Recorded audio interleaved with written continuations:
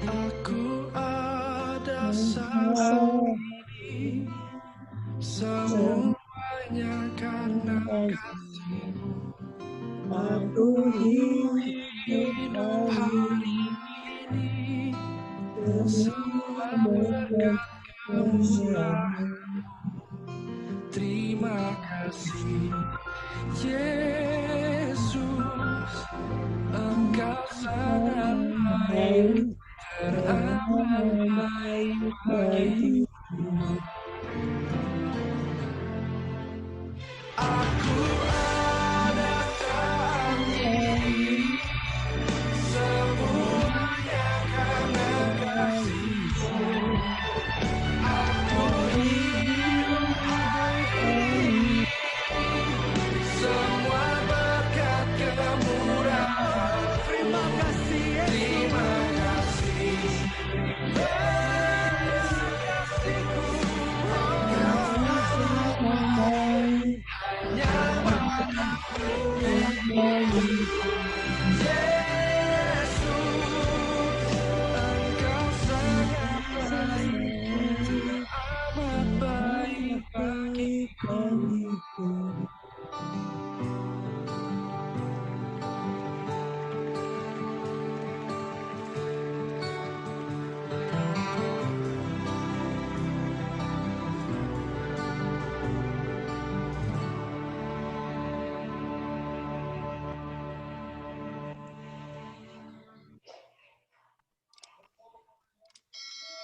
Baik, kita akan merenungkan satu bagian firman Tuhan. Tema kita pada malam hari ini adalah berkat dari memberi.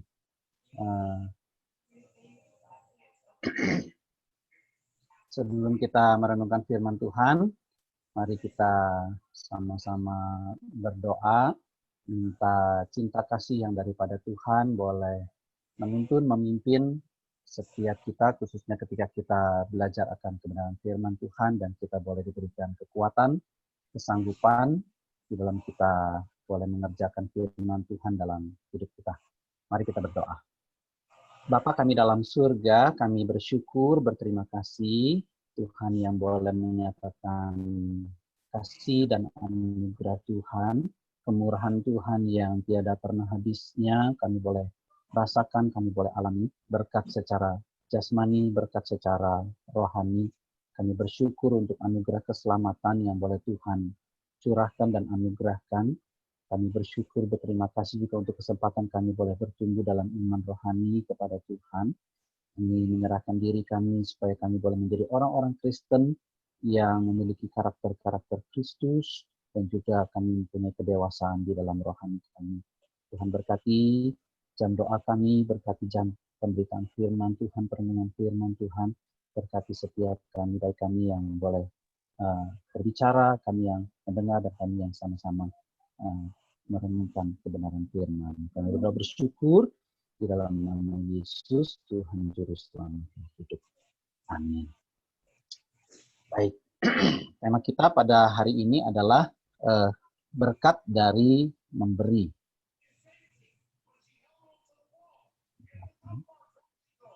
Oke. Nah, mari kita membuka satu bagian firman Tuhan dari Kisah Para Rasul 20 ayat yang ke-35.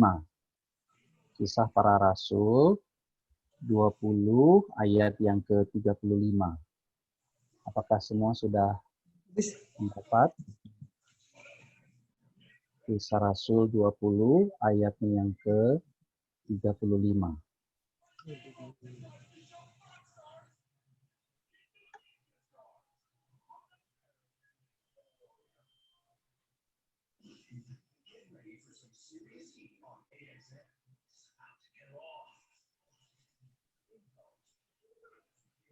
Ya, ini salah satu pernyataan yang diungkapkan oleh Rasul Paulus kepada para penatua, di mana dia waktu berpisah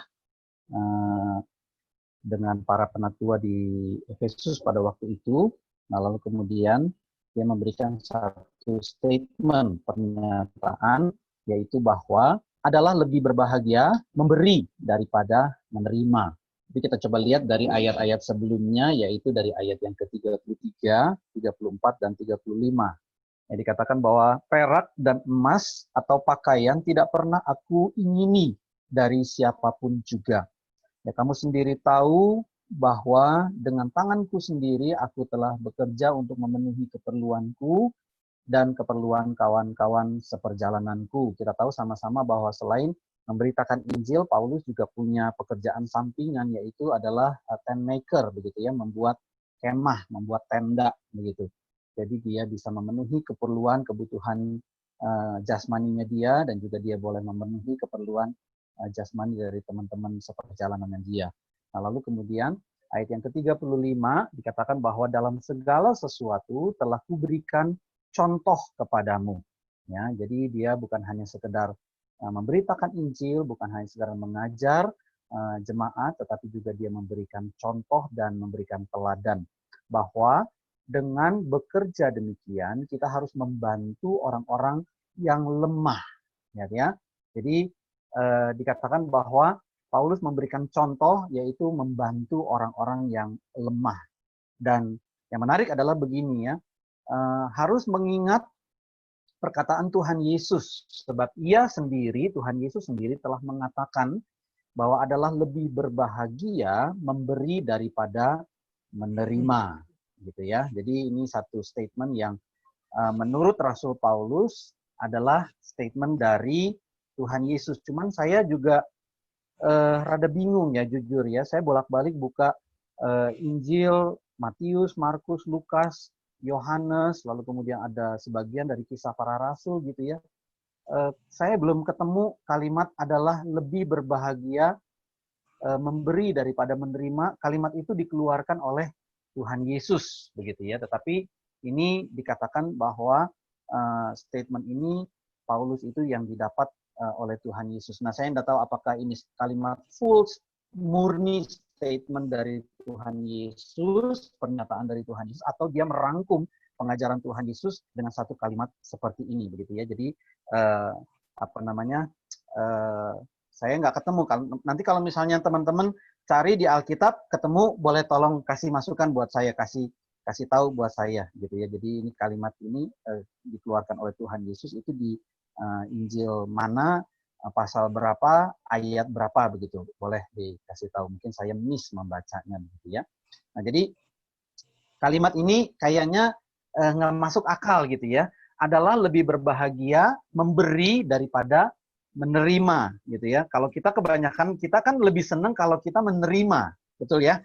Kita kenapa kalau kita senang menerima, begitu ya. Kita senang dikasih hadiah, kita senang diberikan pemberian sama orang, kita senang diberikan perhatian sama orang, kita senang diberikan pujian sama orang, begitu ya. Kenapa? Karena kalau kita memberi, artinya ada sesuatu hal yang kurang dari diri kita yang harus kita kita berikan, gitu ya. Jadi kalau saya memberi, berarti sesuatu nanti yang saya punya itu nanti akan jadi kurang, gitu ya. Entah itu berupa benda fisik, begitu ya, ataupun berupa uang, ataupun tenaga, begitu. Jadi pertanyaannya harusnya terbalik, begitu ya. Bukankah jauh lebih baik memberi daripada jauh lebih baik untuk kita menerima daripada kita memberi, kira-kira begitu kan ya. Jadi itu yang common sense kira-kira ya, yang biasa kita tahu dan kita suka, begitu ya. Nah, pertanyaannya adalah siapa yang nggak suka menerima satu hadiah, satu perhatian, atau satu penerimaan apapun, kira-kira begitu ya. Jadi ini pernyataan yang Tuhan Yesus berikan kepada mungkin Rasul Paulus, ataupun Rasul Paulus mungkin memberikan satu rangkuman dari pernyataan-pernyataan Tuhan Yesus di dalam satu kalimat seperti ini ya.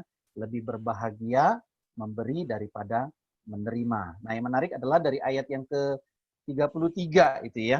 Jadi dikatakan bahwa perak, emas, pakaian tidak pernah aku ingini dari siapapun juga. Jadi ini memang statement atau filosofi pelayanan dari Rasul Paulus dia punya konsep bahwa dia tidak perlukan apapun juga dari jemaat Tuhan ataupun dari siapapun, kira-kira begitu. Karena memang dia punya pekerjaan sebagai pembuat kemah pada waktu itu, sehingga dia bisa memenuhi keperluan-keperluannya sendiri. Jadi Paulus ini bukan orang yang mata duitan, begitu ya. Jadi bukan seperti hamba-hamba Tuhan zaman sekarang, begitu ya. Kalau mungkin Paulus zaman sekarang pasti dia nggak akan naik Mercy, BMW, Jaguar, begitu ya. Dia nggak mungkin. Padahal mungkin dia bisa, begitu ya, karena dia adalah seorang hamba Tuhan yang besar. Jadi apa namanya? Tetapi dia tidak membutuhkan hal-hal tersebut, begitu. Jadi dia bilang bahwa emas, perak, pakaian saya nggak pernah ingin dari siapapun juga. Bahkan dikatakan bahwa segala keperluan saya itu sudah saya bisa penuhi, saya bisa cukupi segala keperluan saya, bahkan keperluan dari teman-temannya juga, kira-kira begitu ya. Nah, lalu kemudian dia keluarkan kalimat itu yang kalau kita cari di Injil Matius, Markus, Lukas, Yohanes, kata-kata Tuhan Yesus itu memang nggak ada, begitu ya. Tapi ini mungkin salah satu rangkuman yang Paulus berikan, kira-kira begitu. Nah, hari ini kita akan belajar tentang apa itu yang dikatakan memberi, begitu ya. Nah, memberi itu adalah pengertiannya itu ya, menyerahkan, gitu ya. Lalu kemudian menyampaikan, membagikan, mengorbankan, gitu, memberitahukan, begitu, membiarkan, melepaskan, menyewakan, kira-kira gitu ya. Jadi ini pengertian dari istilah memberi, gitu ya. Memberi itu adalah menyerahkan sesuatu kepada orang lain, ya, bisa orang lain atau kepada sesuatu hal yang lain. Ya. Nah, kalau misalnya orang yang suka memberi itu biasa disebut sebagai dermawan, gitu ya. Nah, ada satu artikel yang menarik adalah begini, judulnya memberi itu to do the right thing, gitu ya. Jadi melakukan satu kebenaran, begitu. To do the right thing, gitu ya. Satu hal yang namanya kebenaran itu kita lakukan. Nah, itu biasanya disebut sebagai beramal, ya, mendermakan sesuatu, begitu ya. Lalu kemudian mungkin kalau bahasa kerennya, bahasa Inggrisnya itu adalah charity, donation, begitu. Atau mungkin money for poor, begitu ya. Jadi kita memberikan uang kepada orang yang kesusahan, kesulitan, begitu ya, berkekurangan, begitu. Jadi derma itu adalah pemberian kepada orang lain atas dasar kemurahan hati atau niat untuk berbuat baik, begitu. Ya, jadi ada satu apa namanya, seorang rabi, dia menuliskan, dia bilang begini ya, dalam satu bukunya, yaitu to be a Jew, begitu ya, menjadi seorang Yahudi itu derma, yaitu pemberian ya kepada orang lain atas dasar kemurahan hati atau niat berbuat baik, kira-kira begitu ya.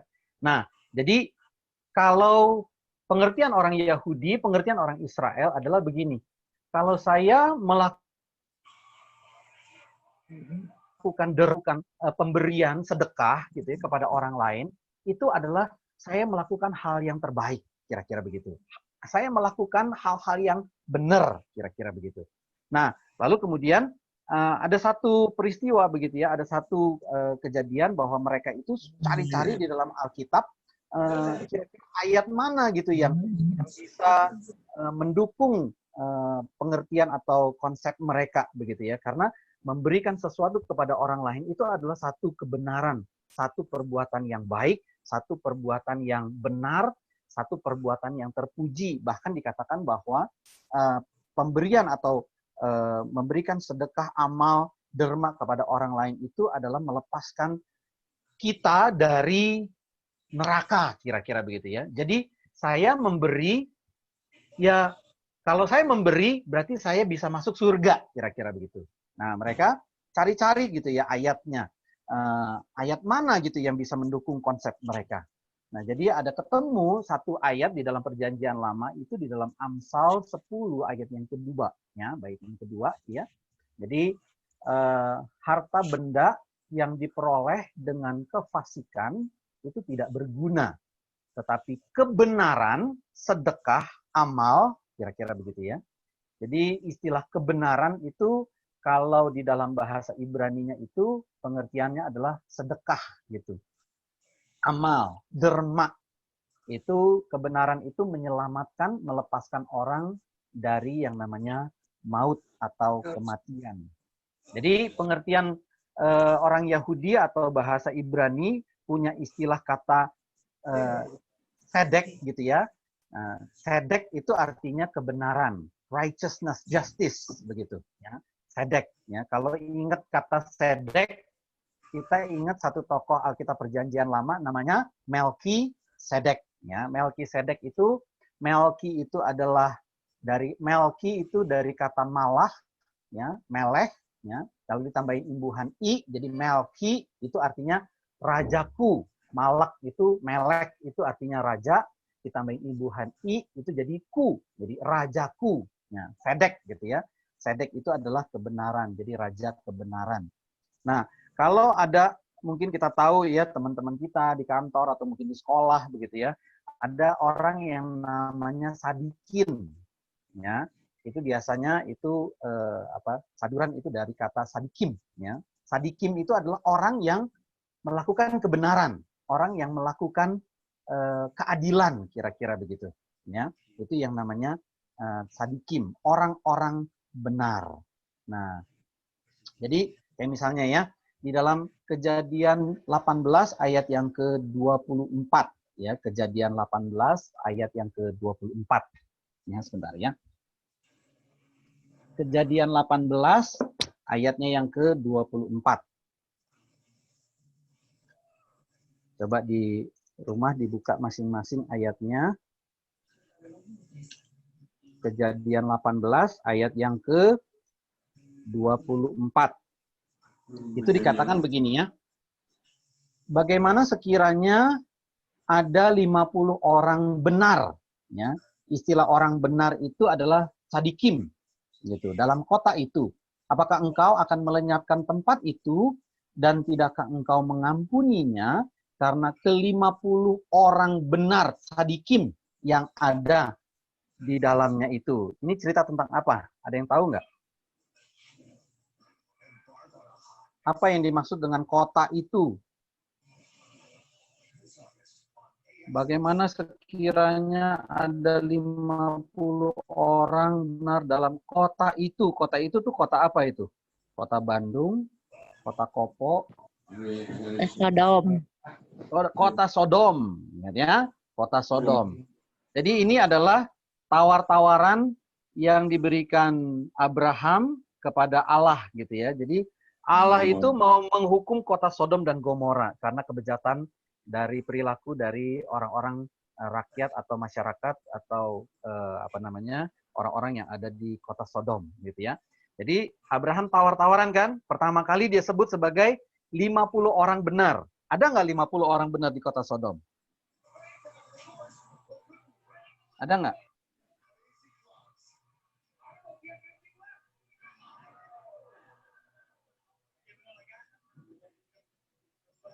Ada nggak 50 orang benar di kota Sodom?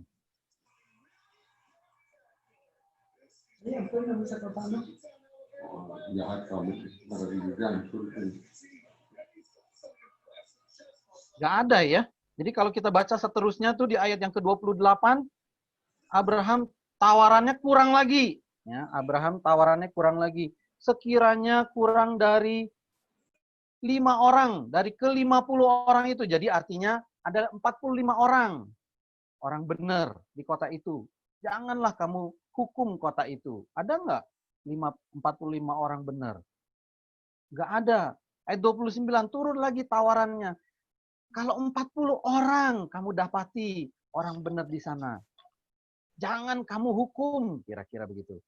Turun lagi di ayat 30. 30 orang. Di ayat 31 turun lagi 20 orang. Di ayat 32 turun lagi 10 orang. Pertanyaan saya terakhir. Ada nggak 10 orang benar di kota Sodom? Ada nggak?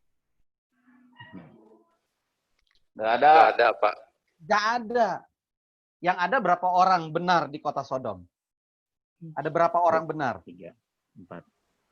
Hah? 4. 3, 4. Siapa aja? Namanya siapa aja? Ayo. Lot. Lot. Siapa lagi? Bapak Lot, Ibu Lot, Anak-anak Lot. Lot. anak Lot. Palot, Bolot, sama Nak Lot ya. Kalau menurut saya nggak ada orang benar. Termasuk Lot pun juga tidak benar. Ya, ya. Jadi apa namanya, kita tahu sama-sama ya, malaikat Tuhan datang dan masuk ke dalam kota Sodom dan Gomora mau menyelamatkan Lot dan keluarganya. Ya, Lot pun juga nggak benar ya. Dia justru menawarkan anak-anaknya untuk bisa dipakai sama orang-orang di Sodom. Dia juga nggak benar, bukan bapak yang baik, kira-kira begitu ya. Nah, jadinya apa namanya? Tapi ya karena memang tidak ada 10 orang gitu, jadi ya Tuhan akhirnya menghukum kota Sodom dan Gomora ditunggang balikan ya. Nah, yang menarik adalah begini. Nah, ini konsepnya orang Yahudi ya, begitu ya. Jadi kalau mereka melakukan kebaikan ya, artinya mereka melakukan yang namanya seluruh hukum Taurat. Ya. Jadi mereka ada satu konsep dari orang Yahudi itu bilang begini ya, di dunia ya, dunia ini tuh didirikan atas 3 hal ya, atas Taurat, atas ibadah, dan juga atas tindakan pemberian kebaikan atau kasih sayang. Jadi ada 3 hal yang dunia mendirikan dunia ini gitu ya. Jadi amal, sedekah atau derma gitu ya, itu sama dengan kalau kita lakukan itu semua, itu sama dengan kita melakukan seluruh hukum Taurat lengkap. Lihat ya. Jadi kalau misalnya kita tahu 10 hukum Taurat, ya hukum Taurat itu ada 10, ternyata orang Israel atau orang Yahudi itu menjabarkan lebih banyak lagi jadi 613 mizvot, hukum begitu ya.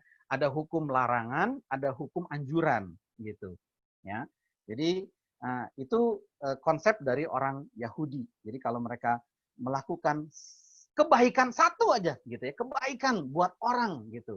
Nah, itu artinya mereka sudah melakukan seluruh hukum Taurat, kira-kira begitu. Nah, makanya di orang Yahudi itu khususnya mereka yang kaya-kaya gitu ya, mereka itu sangat senang sekali mereka berderma begitu ya. Mereka senang membagikan harta-harta mereka ya, seperti siapa? George Soros, siapa lagi orang-orang Yahudi yang kaya-kaya itu siapa? Bill Gates gitu ya, terus udah gitu siapa lagi, Tommy Winata termasuk nggak ya? Nggak kayaknya ya, nggak ya. Nah ya, jadi termasuk juga Rasul Paulus. Lihat ya, perhatikan di dalam Roma 13 ayat yang ke-8 ya. Roma 13 ayat yang ke-8 ya. Bunyinya demikian ya. Barang siapa mengasihi sesamanya manusia, lihat ya. Barang siapa mengasihi sesamanya manusia, dia sudah memenuhi hukum Taurat. Ya, dia sudah memenuhi hukum Taurat. Ya. Jadi buat orang Yahudi ada 613 hukum yang mereka harus taati, jalani, kira-kira begitu ya. Nah, biasanya kalau orang-orang yang jago di dalam bidang hukum, artinya dia adalah orang ahli Taurat. Kalau orang yang menjalankan hukum, artinya dia adalah orang-orang Farisi gitu. Nah, tapi Paulus bilang begini, karena konsep tentang derma, tentang amal, tentang pemberian, tentang sedekah begitu ya, itu istilahnya merangkumkan seluruh hukum Taurat. Jadinya konsep orang Yahudi, kalau saya berbuat baik kepada orang lain, saya memberi kepada orang lain, saya mengasihi orang lain, saya sudah melakukan seluruh genap gitu ya, segenap hukum Taurat, kira-kira begitu. Makanya orang Yahudi yang kaya-kaya senang itu beramal, berderma, atau bahasa kerennya itu adalah filantropis gitu ya, kira-kira begitu. Nah, kita coba lihat ya di dalam Kisah Para Rasul 20 ayat yang ke-35 ya. Kisah Para Rasul 20 ayat yang ke-35 ya. Tapi harus mengingat perkataan Tuhan itu, sebab ya dia sendiri telah mengatakan adalah lebih berbahagia memberi daripada menerima ya. Nah, ini makanya saya sih belum pernah dapat itu kalimat itu ya, plek-plek begitu ya, adalah lebih berbahagia memberi daripada menerima. Jadi ada berbagai macam tafsiran, kemungkinan begitu ya. Diambil dari Lukas 11 ayat yang ke-41. Ya, Lukas 11 ayat 41 bunyinya demikian ya. Akan tetapi berikanlah isinya sebagai sedekah, sebagai pemberian, sebagai satu kedermawaan kira-kira gitu ya. Apa? Kedermawanan gitu ya. Dan sesungguhnya semuanya itu akan menjadi bersih bagimu. Nah, lalu kemudian dikatakan bahwa tetapi celakalah kamu, hai orang-orang Farisi, sebab kamu membayar persepuluhan dari selasi, ingu, dan segala jenis sayuran, tetapi kamu mengabaikan keadilan dan kasih Allah, atau keadilan dan belas kasihan dan kesetiaan. Itu kalau di dalam Injil Matius tuh ya. Lalu kemudian yang satu harus dilakukan dan yang lain harus diabaikan. Nah, jadi ini gambarannya begini. Ya, Tuhan Yesus di ayat yang ke-41 itu di bagian yang kedua itu ya, di dot yang kedua itu, dia menyindir orang Farisi memberikan persepuluhan. Ya. Jadi di sini bukannya larangan memberi persepuluhan dan juga tidak ada bicara soal anjuran memberikan perpuluhan. Tetapi di sini Tuhan Yesus menyindir orang Yahudi yang memberikan persepuluhan itu dari selasi, dari ingu, dan dari segala jenis sayuran. Ya, kalau di dalam Matius 23 ayat 23 itu ya, dikatakan celakalah kamu, hai ahli-ahli Taurat dan orang-orang Farisi, hai kamu orang-orang munafik, sebab persepuluhan dari selasih, adas manis, dan jintan kamu bayar. Tetapi yang terpenting dari hukum Taurat kamu abaikan. Yang terpenting dari hukum Taurat itu adalah keadilan, belas kasihan, dan kesetiaan. Ya, jadi orang Farisi, ahli-ahli Taurat itu mereka membayar persepuluhan itu very detail, gitu ya, sangat rinci sekali. Ya, kalau mungkin dalam bahasa keren kita itu yang remeh-temeh itu pun mereka kasih begitu ya. Selasi, adas manis, jintan itu kan kayak bahan-bahan buat masak gitu kan ya. Jadi yang serpihan yang kecil-kecil sekalipun itu mereka bisa sisihkan, mereka bisa hitung persepuluhan dari barang-barang yang paling kecil sekalipun. Jadi mereka sangat detail sekali. Nah, tetapi sangat disayangkan mereka itu mengabaikan keadilan, kasih Allah, dan juga belas kasihan dan kesetiaan. Jadi ini adalah permasalahan motivasi.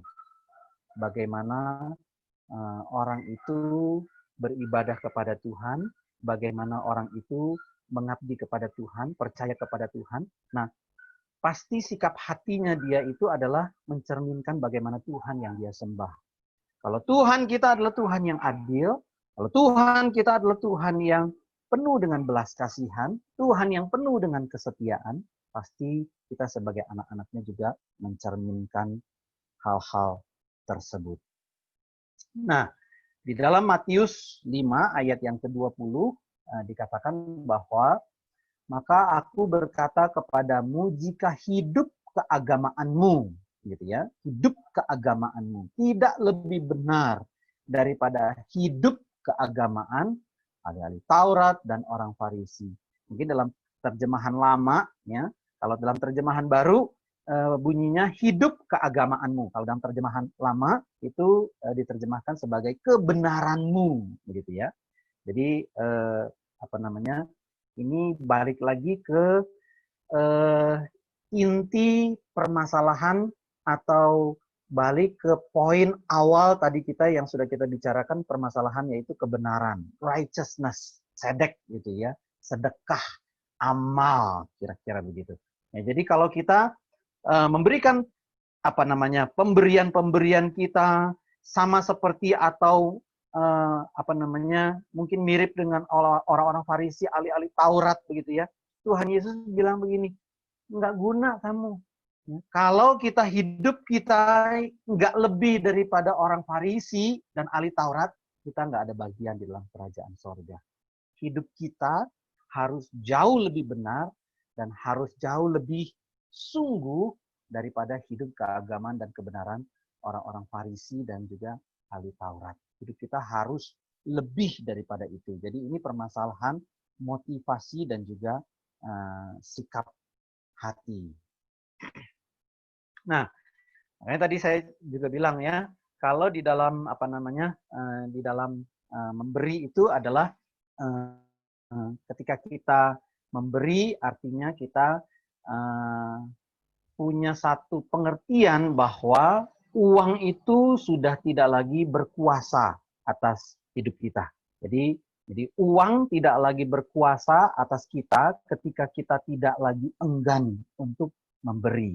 Ya, sama seperti mungkin di dalam Kidung Jemaat, ya, itu ada satu judul dan juga kata-kata di dalam pujian tersebut. Pemberian kami itu selamanya itu dari tanganmu asalnya. Yang kau terima itulah yang kau beri. Jadi apa yang kita terima itu yang kita berikan. Kalau mungkin di dalam pujian KPPK kita itu ada satu lagu yang judulnya itu jadikan aku saluran berkat. Jadikan aku saluran berkat. Kira-kira gitu ya.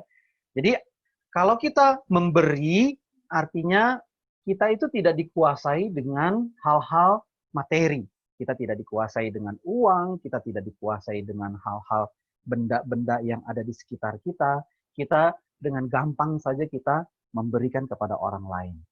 Seperti di dalam Matius 6 ayat yang ke-26 dikatakan begini ya, Tuhan Yesus bilang, apa gunanya seseorang itu memperoleh seluruh dunia tetapi kehilangan nyawanya? Dan apakah yang dapat diberikannya sebagai ganti dari nyawanya?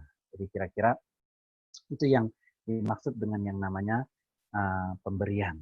Nah, mengulang dari dari apa yang dikatakan Tuhan Yesus tentang motivasi bagaimana kita memberi, yaitu adalah di dalam surat Yakobus 2 ayat yang ke-17, ya, dikatakan demikian.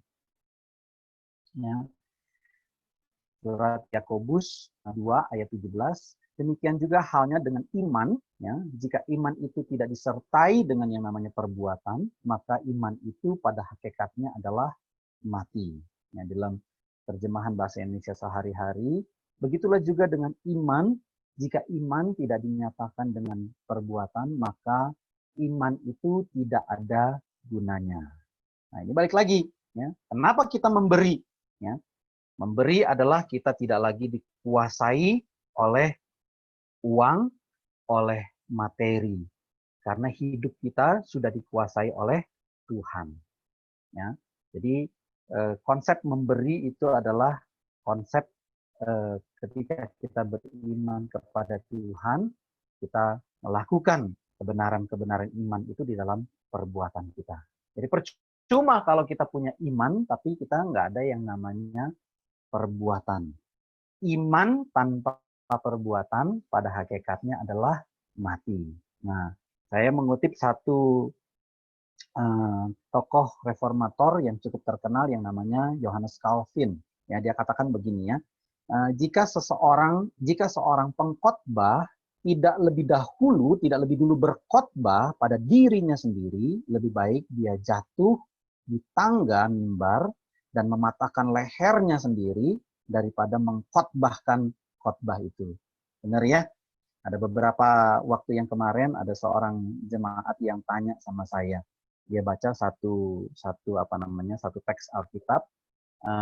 Dia bilang, jadi guru itu adalah satu hal yang sulit. Jadi guru, jadi hamba Tuhan itu adalah satu hal yang sulit. Kenapa? Karena bukan hanya sekedar mengajar kepada jemaat, mengajar kepada anak-anak murid, tetapi juga dia harus jadi teladan bagi orang-orang yang diajar. Dia harus menjadi contoh teladan bagi orang-orang yang diajar. Itu sebabnya John Calvin mengatakan bahwa if a preacher is not first preaching to himself. Jadi kalau si pengkhotbah ini tidak berkhotbah bagi dirinya sendiri dulu. Nah, dia bilang begini, lebih baik dia itu falls on the step of the pulpit. Jadi waktu mau naik tangga mimbar, ya lebih baik dia jatuh di situ, terus lehernya patah daripada dia khotbah itu khotbah. Gitu. Ya. Jadi ini merupakan satu pukulan bagi kita, mungkin guru-guru, bagi hamba-hamba Tuhan, bagi orang-orang yang bisa cakap mengajar, cakap memberitahu kepada orang lain, tetapi kita jangan cuma bisa berteori, tetapi juga ada hal yang bisa kita kerjakan, ada praktek yang kita kerjakan. Jadi, iman tanpa perbuatan adalah mati. Itu sebabnya ya, orang-orang Yahudi mempraktekkan iman mereka dengan cara mereka memberi, dengan cara memberi. Tapi konsepnya salah begitu ya. Kalau saya memberi, saya melakukan semua hukum Taurat. Saya mendapatkan yang namanya sorga. Seperti tadi di kitab Amsal. Nah, berkat di dalam memberi, kita lihat ya. Apa saja sih berkat di dalam memberi? Yang pertama itu adalah memberi itu bukan untuk menerima kembali. Ya. Jadi waktu kita memberi, itu kita nggak boleh punya konsep bahwa saya memberi sekian, nanti saya dapat sekian, kira-kira begitu ya. Itu yang biasa suka diajarkan oleh, minta maaf ya, hamba-hamba Tuhan dari gereja-gereja tertentu begitu. Jadi istilah memberi, persembahan, memberi perpuluhan, atau memberi hal-hal yang lain itu seperti mancing ya. Jadi kalau misalnya kita memberi ikan yang kecil, nanti kita akan dapatkan ikan yang besar, kira-kira begitu. Atau memberi bukan untuk menerima kembali. Jadi waktu kita beri, gitu ya, itu apa namanya? Kita ikhlaskan, kira-kira begitu. Ya, jadi kita ikhlaskan. Jadi ada satu jemaat ya, dulu waktu saya pelayanan cukup ada uang begitu ya. Lalu dia kasih ke gereja sekitar 100 juta. Lalu kemudian ada permasalahan di gereja, salah satu hamba Tuhan yang mau keluar, lalu kemudian ada apa bahasanya tuh apa ya, pesangon kira-kira begitu ya. Terus lalu kemudian majelis memutuskan untuk memberikan kepada hamba Tuhan tersebut sekian ratus juta gitu untuk pesangonnya. Nah, lalu kemudian si jemaat yang baru nyumbang itu dia bilang ke saya gitu ya, gue baru ngasih 100 juta ke gereja, persembahan 100 juta ke gereja. Nah, lalu kemudian saya bilang gini, Om, apa yang kita sudah berikan kepada gereja, apa yang kita sudah berikan kepada Tuhan, itu sudah menjadi bagian gereja, itu sudah menjadi bagian Tuhan, kira-kira begitu. Sama ketika kita memberi kepada orang lain, itu sudah menjadi bagiannya dia. Jadi nggak perlu kita ingat-ingat lagi. Kalau kita ingat-ingat lagi, artinya seperti yang Tuhan Yesus katakan, di mana harta kita berada, di situ hati kita berada.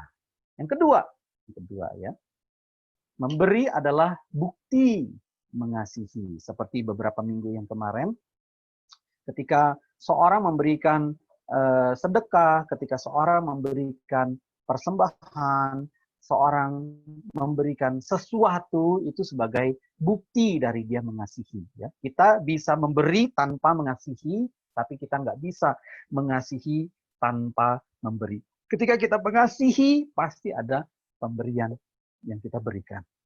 Yang ketiga, semua yang kita berikan itu adalah, kita harus ingat, itu berasal dari Tuhan. Ya, jadi semua yang kita berikan itu adalah berasal dari Tuhan. Jadi apa yang kita pakai, ya itu semua dari Tuhan. Termasuk juga mungkin pasangan hidup kita, anak-anak kita, cucu-cucu kita, orang tua kita, itu semua juga berasal daripada Tuhan. Keselamatan kita itu semua dari Tuhan. Hidup kita itu dari Tuhan. Semua yang kita terima, bahkan mungkin semua yang kita bisa berikan kepada orang lain, itu berasal daripada Tuhan. Yang terakhir, memberi itu akan membuat hidup kita lebih sehat secara rohani. Kenapa hidup kita bisa lebih sehat secara rohani? Ya, di dalam Amsal 11 ayat yang ke-24 dikatakan demikian ya. Ada yang menyebar harta tetapi bertambah kaya. Lalu kemudian ada yang menghemat secara luar biasa namun selalu berkekurangan. Ya, Nah, banyak orang ini menafsir, ya, banyak orang yang punya satu konsep begitu, ya, seperti yang tadi kita sebut sebagai pancingan begitu ya. Saya nyebar harta di sana di sini, saya nyebar apa namanya pemberian saya di sana di sini, saya bisa tambah kaya, tambah kaya. Tapi ada juga yang hematnya luar biasa, tapi justru terus-menerus punya kekurangan. Ya. Nah, pengertian ini dalam ayat ini saya mengertinya begini, ketika kita berbuat baik kepada orang lain. Ya, bukan karena orang tersebut sudah berbuat baik kepada kita. Kalau Tuhan Yesus bilang begini, ya, pemungut cukai pun juga bisa lakukan itu. Ya. Ketika kita berbuat baik kepada orang lain, ya, kita menabur, kita menabur. Kita nggak tahu kapan kita akan tuai. Tapi nggak usah kita hitung-hitung, nggak usah kita pikir-pikir, kita nggak usah inget-inget kapan kita akan tuai. Ya, beberapa kali ada jemaat yang datang kepada saya, Pak Jem, terima kasih. Kemarin Pak Jem, kemarin dulu Pak Jem nasehatin saya ini, nasehatin saya itu, kasih saya ini, kasih saya itu. Saya sendiri lupa kapan saya ngasihnya. Karena waktu kita melakukan kebaikan kepada orang lain, memberi kepada orang lain, karena bukannya kita pengen orang lain jadi baik sama kita, bukan. Tetapi itu secara otomatis. Kita menjadi orang yang menyenangkan, kita menjadi orang yang gampang diterima oleh orang lain. Tetapi ingat, waktu kita memberi bukan motivasinya supaya saya bisa diterima oleh orang lain, supaya orang lain bisa baik sama saya. No, bukan itu. Hidup rohani kita lebih sehat. Dan kita menjadi saluran berkat bagi banyak orang. Winston Churchill, ya, seorang Perdana Menteri Inggris tahun 1940 sampai 1945, ya, dia bilang begini, we make a living by what we get, tapi we make a life by what we give. Kita itu bisa membuat satu kehidupan dari apa yang kita dapatkan, apa yang kita bisa raih. Kita membuat kehidupan kita. Kita beli rumah, kita beli mobil, kita beli motor, kita beli ini dan beli itu. Dari apa yang kita dapatkan, apa yang kita raih. Tapi we make a life, kita membuat satu kehidupan dari apa yang kita berikan. Karena waktu kita memberi, di situ terjadi yang namanya keadilan. Kita tahu ada orang yang berkekurangan, saya punya 100, saya kasih 50. Saya jadi punya 50, dia punya 50. Jadi adil. Itu yang namanya keadilan, kebenaran, sedekah, sedekah dharma. Kita membuat kehidupan kita dari apa yang kita dapatkan. Tetapi kita membuat kehidupan keluar dari apa yang kita berikan. Mari kita menjadi anak-anak Tuhan yang menyadari bahwa setiap kehidupan kita, segala sesuatu yang kita punya itu adalah berasal daripada Tuhan. Dan biarlah kita boleh dengan Dia, kita boleh berbuat baik bagi banyak orang. Karena Tuhan sudah banyak berbuat baik bagi kita. Kita berdoa. Minta dengan kasih, Pak Sun Hadi boleh tutup kita di dalam doa. Mari kita berdoa. Bapa kami di surga, terima kasih. Kami bersyukur Tuhan beri kami kesempatan untuk boleh bersama-sama berkumpul di ruang Zoom tempat ini. Untuk kami bersama-sama bersekutu di dalam doa hari ini. Dan terima kasih untuk renungan firman Tuhan yang kami dengar hari ini. Biarlah setiap kami memiliki hati yang bersih ketika kami memberi sesuatu kepada sesama kami. Tolong kami Tuhan supaya kami boleh belajar untuk berbahagia ketika kami memberi dan kami tidak ada motivasi yang terselubung ketika kami memberi sesuatu kepada orang lain. Kami menyerahkan untuk hamba-Mu, Pak Jem yang sudah menyampaikan firman Tuhan, Tuhan berkati dia di dalam setiap pelayanannya. Kami menyerahkan waktu ke depan ke dalam tangan-Mu, di dalam nama Tuhan Yesus kami berdoa dan bersyukur. Amin. Thank you, Pak Sun. Amin. Tes. Ya, puji Tuhan.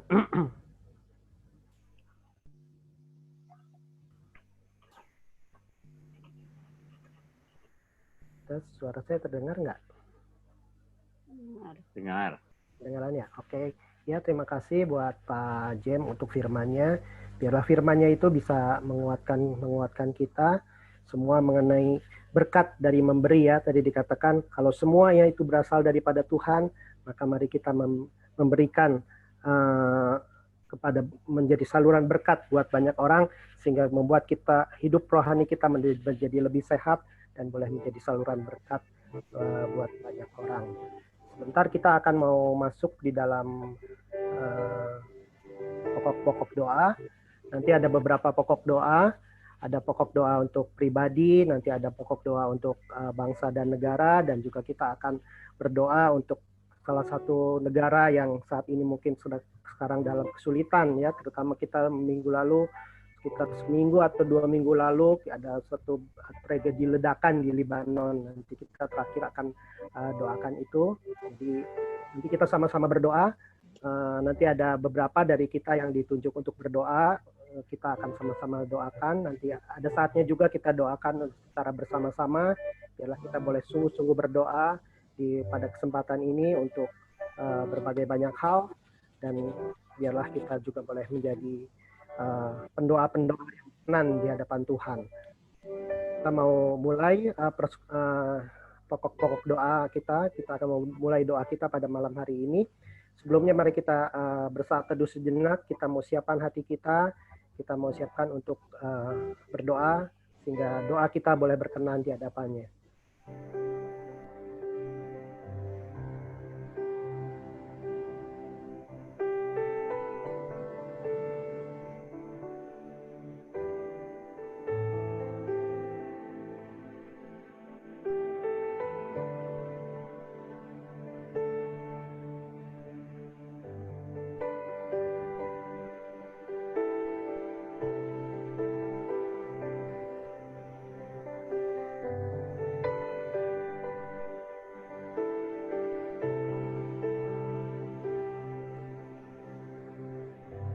Kita akan mendoakan untuk pokok doa kita yang pertama.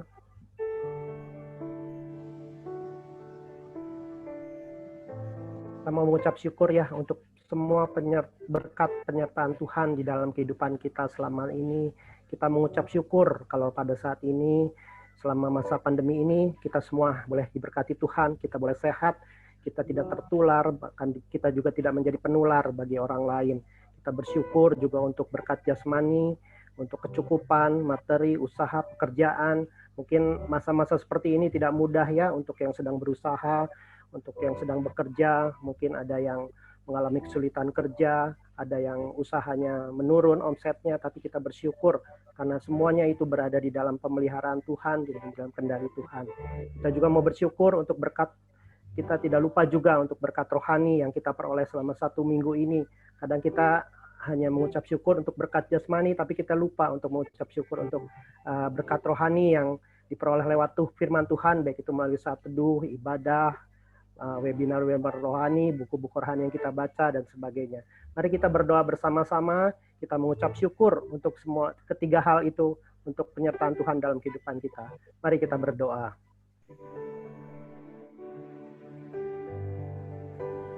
Kami bersyukur Tuhan untuk kesehatan, kekuatan yang Tuhan berikan kepada kami. Terima kasih kalau sampai hari ini kami boleh tetap diberi kesehatan oleh Tuhan. Kami bersyukur atas pimpinan penyertaan Tuhan kepada setiap kami. Terima kasih untuk keluarga kami yang boleh Tuhan jaga sampai hari ini untuk kesehatan mereka. Terima kasih Bapak, terima kasih.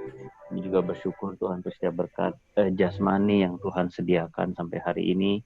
Kami masih bisa makan, kami bisa minum, kami bisa menikmati berkat-berkat jasmani sampai hari ini.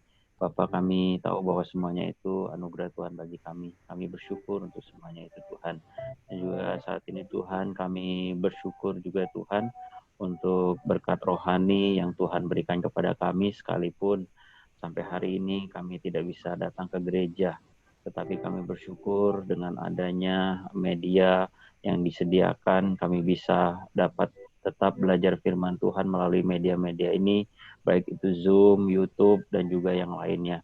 Kami bersyukur untuk semuanya itu ya Tuhan, karena di tengah-tengah keadaan yang sulit seperti ini, Engkau tetap memberikan kepada kami kesempatan untuk belajar firman Tuhan. Tolong kami supaya kami boleh memanfaatkan itu dengan sebaik-baiknya, sehingga iman kami lebih bertumbuh lagi di dalam Engkau Bapa. Terima kasih Bapa, kami bersyukur untuk semuanya ini. Dalam nama Tuhan Yesus, kami naikkan syukur kami dan semuanya ini untuk kemuliaan bagi nama dalam Yesus kami berdoa. Amin. Amin. Kita juga mau berdoa untuk pokok doa kita yang kedua. Kita berdoa agar sesuai dengan firman yang sudah kita dengar, yang sudah kita terima tadi, agar kita mau memiliki hati yang rela untuk memberi. Karena semua yang pemberian itu berasal daripada Tuhan. Mari kita sehingga kita bisa menjadi berkat bagi sesama dan kehidupan kita menjadi kesaksian yang hidup.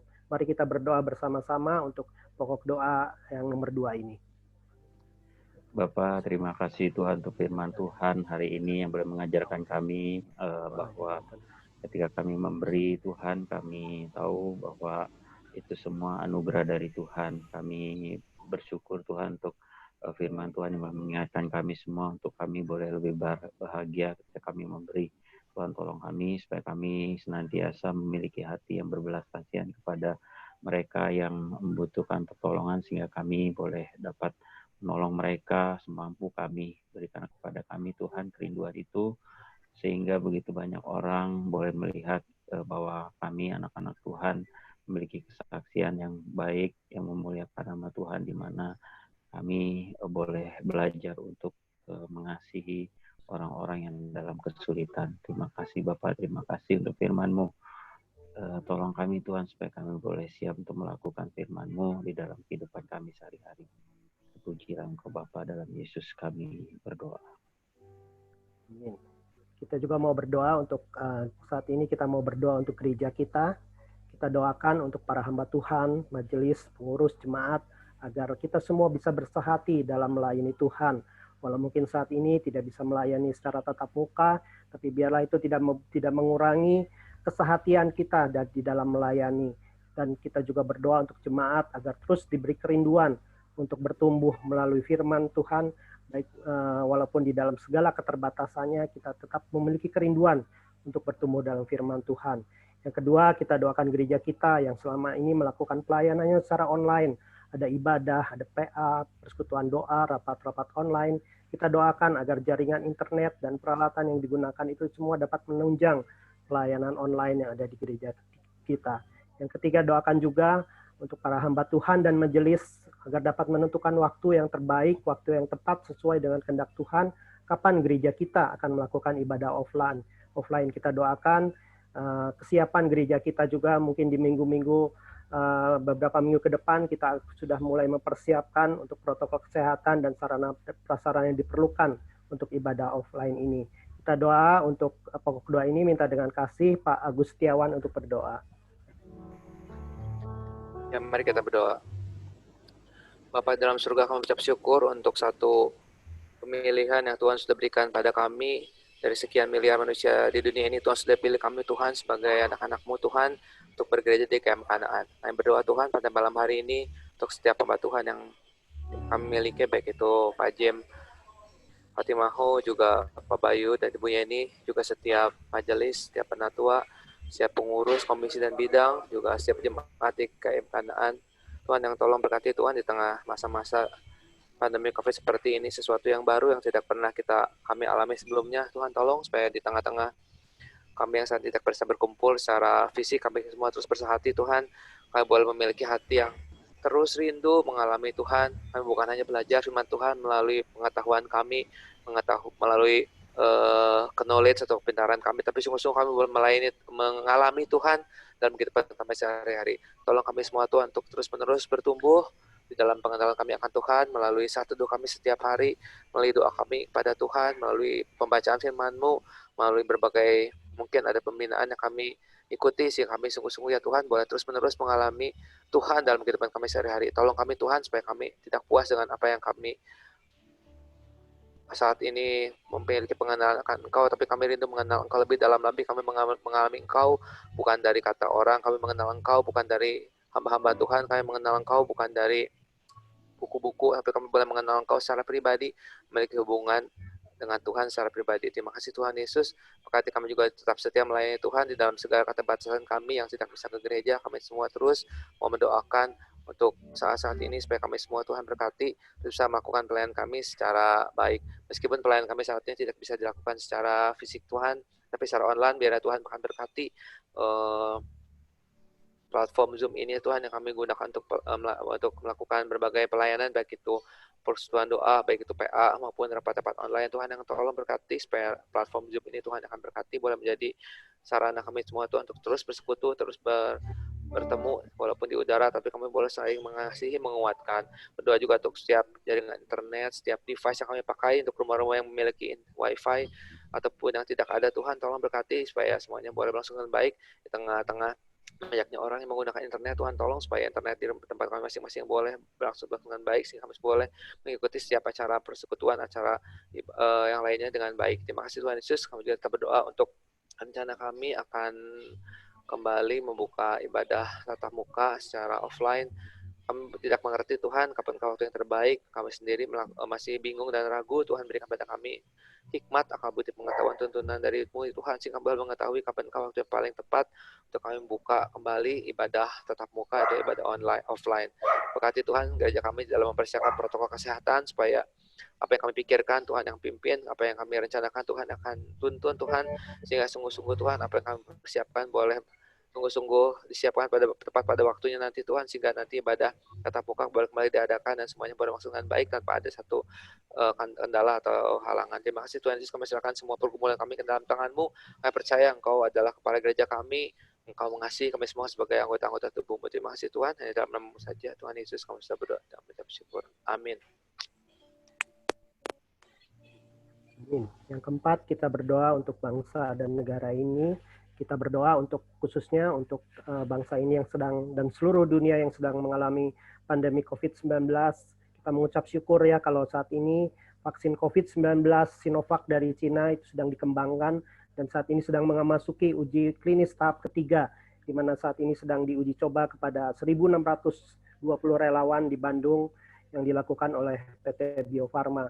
Kita berdoa juga untuk vaksin COVID-19 yang dikembangkan oleh para peneliti dari Indonesia yang dinamakan vaksin merah putih yang diperkirakan akan selesai mungkin pada tahun yang akan datang. Kita juga mau berdoa untuk kesadaran masyarakat untuk melaksanakan protokol kesehatan sehingga virus ini bisa terkendali dan kasus-kasus baru positif tidak bisa terus berkurang ya. Hari ini kita dengar sendiri bahwa kasusnya tembus lagi angka 2.000 ya, ada 2.000 lebih kasus positif baru, dan kita berdoa agar masyarakat boleh tetap aware, boleh tetap waspada, boleh tetap memperhatikan protokol kesehatan. Kita juga berdoa untuk para dokter dan tenaga medis agar mereka diberi kekuatan, kesehatan, dan perlindungan dari Tuhan dalam merawat pasien-pasien COVID-19. Kita doakan untuk keempat hal ini, minta dengan kasih Pak Sun Hadi untuk pimpin dalam doa.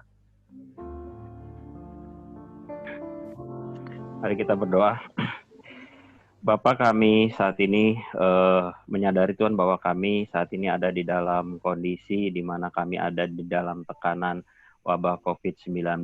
Saat ini Tuhan kami mengucap syukur karena beberapa waktu yang lalu Tuhan ada vaksin COVID-19 dari Cina yang sedang dikembangkan dan saat ini sedang diuji coba di Bandung. Tuhan tolong supaya vaksin ini betul-betul akan digunakan untuk wabah COVID ini sehingga wabah ini dapat diatasi. Kami tahu Tuhan bahwa wabah ini begitu sulit untuk dikendalikan. Karena itu kami hanya berserah kepada Engkau. Segala daya upaya yang manusia lakukan sangat terbatas, tetapi kami mempercayakan semuanya ini ke dalam tangan-Mu. Jika betul vaksin ini yang akan digunakan, biarlah Tuhan pimpin, Tuhan sertai sehingga ada berita baik untuk hasil dari uji coba. Kami juga berdoa saat ini Tuhan untuk vaksin merah putih yang dikembangkan oleh tim medis dari Indonesia. Tuhan tolong supaya ini pun menjadi obat atau vaksin untuk wabah ini. Kami berdoa biarlah Tuhan campur tangan menolong di dalam prosesnya Tuhan, uji coba dan lainnya. Tuhan tolong pimpin agar bisa berjalan dengan baik. Kami mohon supaya Tuhan juga menyertai di dalam pengujiannya, sehingga ada hasil baik yang akan terjadi. Kami juga berdoa Tuhan secara khusus untuk kesadaran masyarakat Indonesia Tuhan di dalam mereka menyikapi wabah COVID-19. Ada orang-orang yang menyepelekan COVID-19. Ada juga orang yang saat ini begitu ketakutan dengan COVID-19. Tolong Tuhan supaya masyarakat Indonesia bisa berpikir tenang, berpikir baik, sehingga mereka dapat menjaga diri mereka, mendisiplin diri mereka dengan sebaik-baiknya, mengikuti setiap protokol kesehatan yang sudah ditentukan oleh pemerintah. Kami berdoa biarlah Tuhan tolong supaya rakyat Indonesia bisa menyadari akan bahayanya COVID-19 yang begitu mempengaruhi seluruh segi kehidupan manusia. Tuhan tolong pimpin, Tuhan sertai pemerintah di dalam mengatur rakyat Indonesia supaya diberi hikmat oleh Tuhan. Kami juga berdoa, bersyukur untuk tim medis Tuhan, para dokter perawat yang sampai hari ini mereka terus berjuang untuk menolong orang-orang yang positif COVID-19. Kami berdoa secara khusus untuk mereka supaya Tuhan lindungi, tutup bungkus mereka dengan kuasa-Mu, sehingga mereka tidak tertular COVID-19. Kami berdoa biarlah Tuhan tolong pimpin mereka, di mana mereka mungkin sudah lama tidak bertemu dengan keluarga mereka, biarlah penghiburan dari Tuhan itu menyertai mereka, dan mereka tetap semangat sekalipun semakin hari semakin banyak orang yang positif COVID-19. Terima kasih Bapak, kami menyerahkan mereka semua ke dalam tangan-Mu, Tuhan saja memimpin hidup mereka. Terima kasih Bapak, kami menyerahkan doa kami ini ke dalam tangan-Mu, di dalam nama Tuhan Yesus kami berdoa dan bersyukur. Amin. Amin. Kita juga mau berdoa untuk dampak dari COVID-19 ini, terlebih kepada dampak perekonomiannya di dunia maupun juga di Indonesia. Kita doakan untuk kondisi perekonomian di Indonesia yang selama kuartal 2 kemarin dari April-Juni turun sebesar minus 5,34%. Jadi kalau di kuartal 3, Juli sampai September ini keadaan tidak membaik, perekonomian terus menjadi minus, maka kemungkinan kita akan mengalami apa yang dinamakan resesi ekonomi. Tentunya kita tidak menghendaki untuk Indonesia mengalami resesi ini. Akan doakan untuk pokok doa ini, minta dengan kasih Cipaiha untuk pimpin dalam doa. Dengan maraknya pandemi COVID-19 ini, terima kasih Tuhan, kalau kami masih boleh tetap berharap akan pimpinan-Mu di bidang perekonomian. Kami tetap berharap kiranya campur tangan-Mu Tuhan yang menolong agar di kuartal ketiga ini, perekonomian di Indonesia boleh naik kembali, sehingga Indonesia boleh terhindar dari resesi ekonomi. Biar kami juga bersyukur dan berterima kasih kalau kami masih boleh berharap agar dunia usaha yang lesu bisa membaik kembali. Para pengusaha yang harus menutup usahanya bisa membuka usaha baru kembali.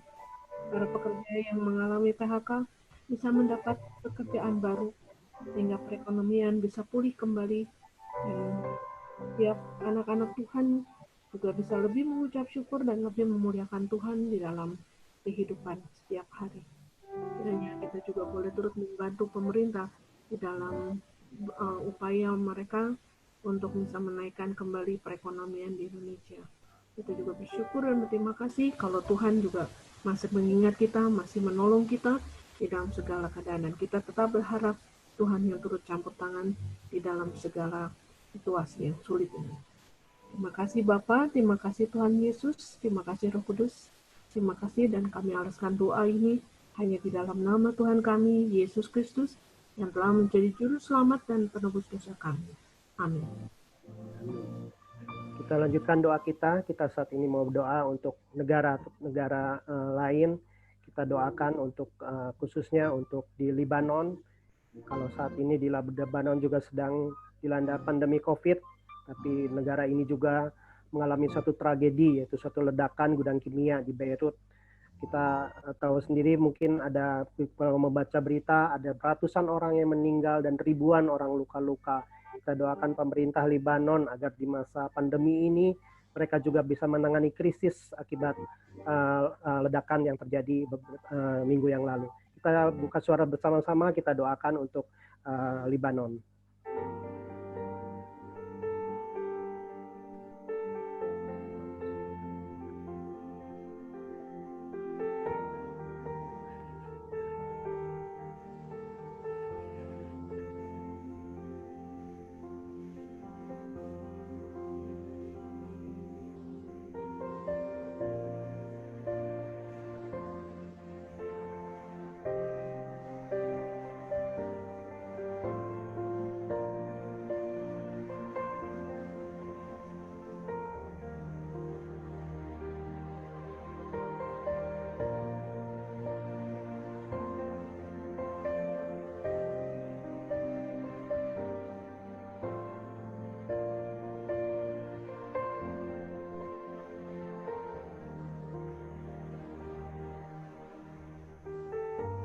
yang terakhir kita mau doakan untuk jemaat-jemaat kita yang sakit atau di dalam pergumulan.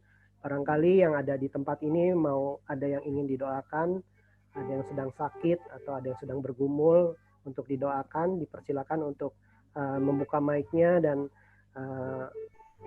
men-sharingkan apa yang ingin didoakan atau apa yang ingin disampaikan pada kesempatan doa malam saat ini. Ada? Atau mungkin ada yang teringat saudaranya atau teman kita atau siapapun yang tidak hadir di tempat ini tapi membutuh dukungan doa, mungkin kita teringat siapa, mungkin bisa disampaikan pada malam hari ini.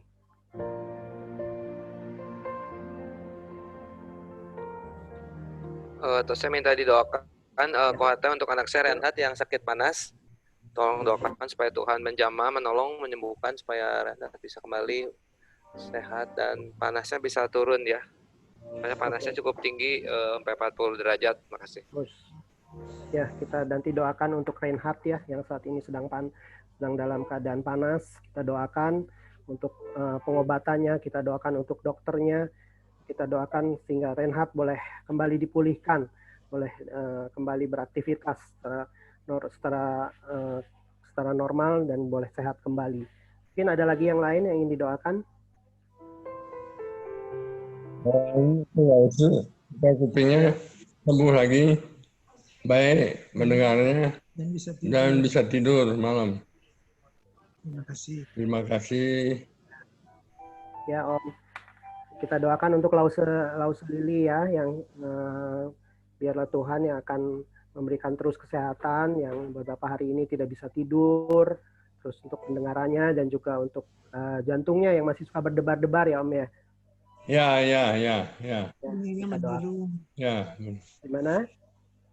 Ya betul, jantungnya berdebar-debar, Ya. telinganya menderung. Telinganya menderung ya. Oke. Ya, kita doakan ya supaya Lause Lili boleh diberikan kesembuhan. Terima kasih. Ada lagi yang lain? Yo, sama-sama Lause. Ada lagi yang lain mungkin?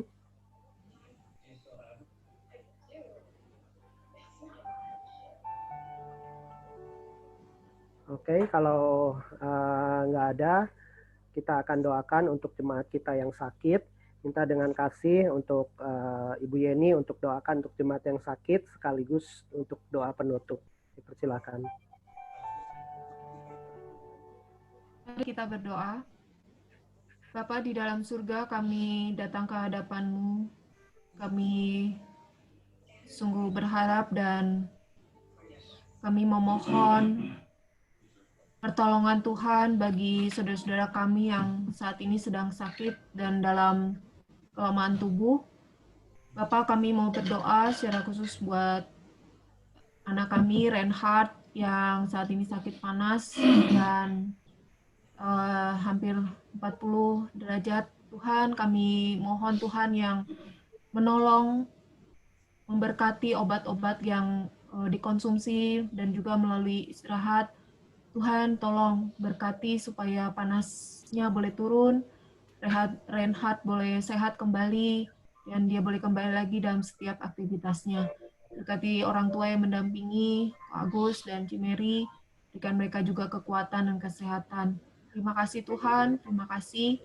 Kami juga berdoa dan menyerahkan untuk saudara kami, Lause Lili.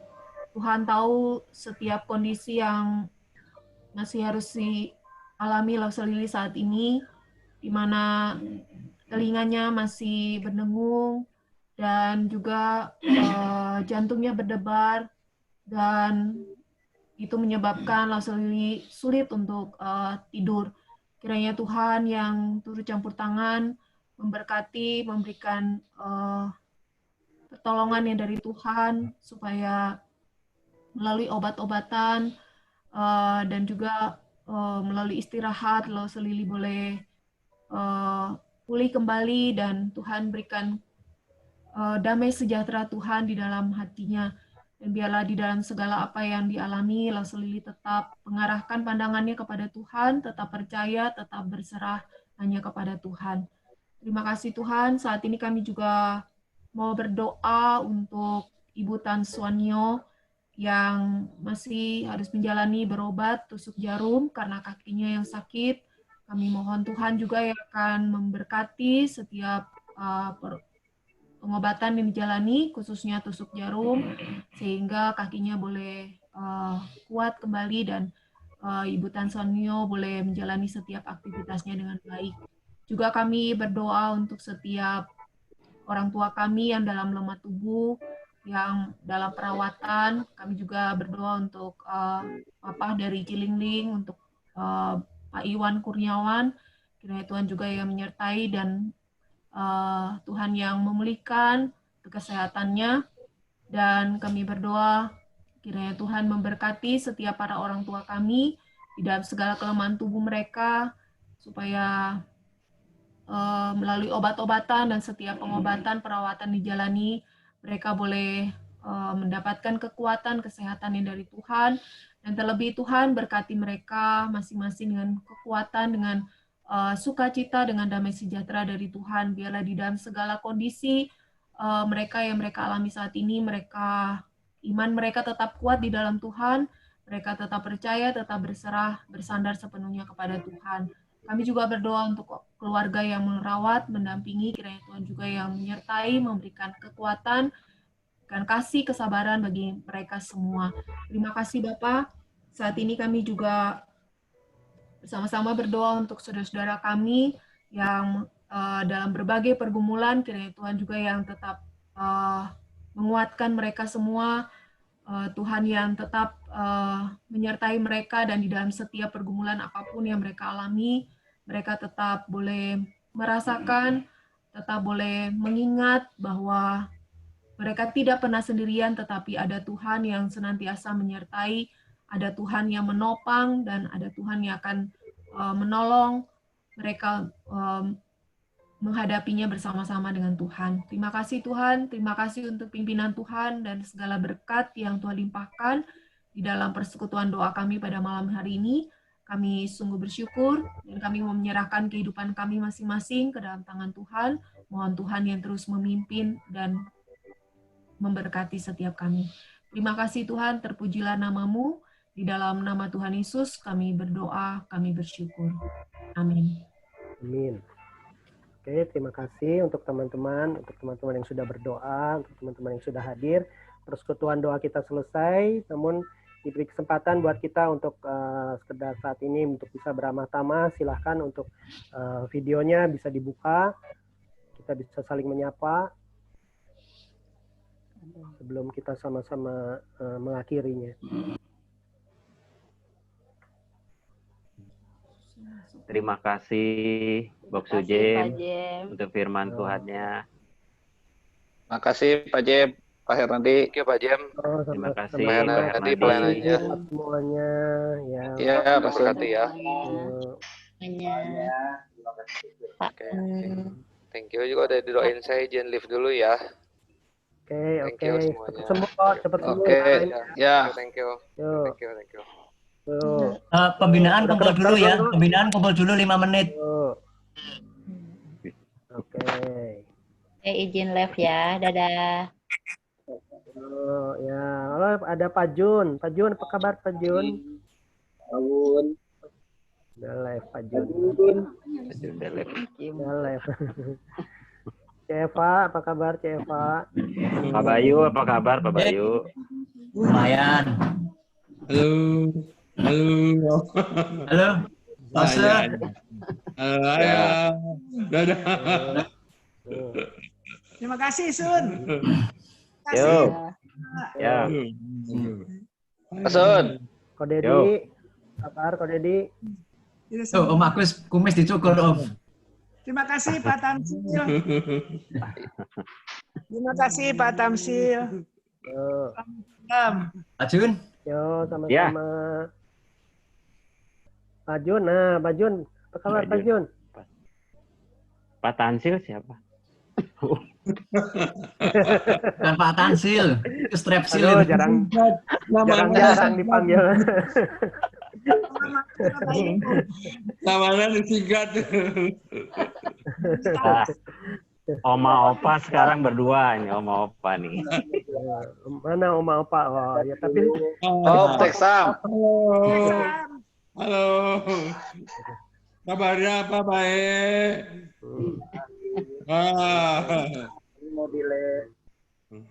Terima kasih Bu Yeni. Terima kasih ya buat semuanya. Terima kasih Pak Jem, terima kasih Pak Hernadi, juga teman-teman semuanya. Ya, makasih. Terima kasih Cita. Izin live ya. Terima kasih Cita. Oh, makasih Kak Cita. Terima kasih Pak Jem. Yuk. Tim. Terima kasih Om Agus. Terima kasih. Oke. Terima kasih semua. Mantap. Mantap.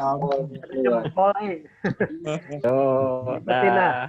Oh, saya juga punya jempol. Waduh, benar punya jempol tuh. Punya jempol. Ada bisa diitemin loh itu. Wah. Jempolnya.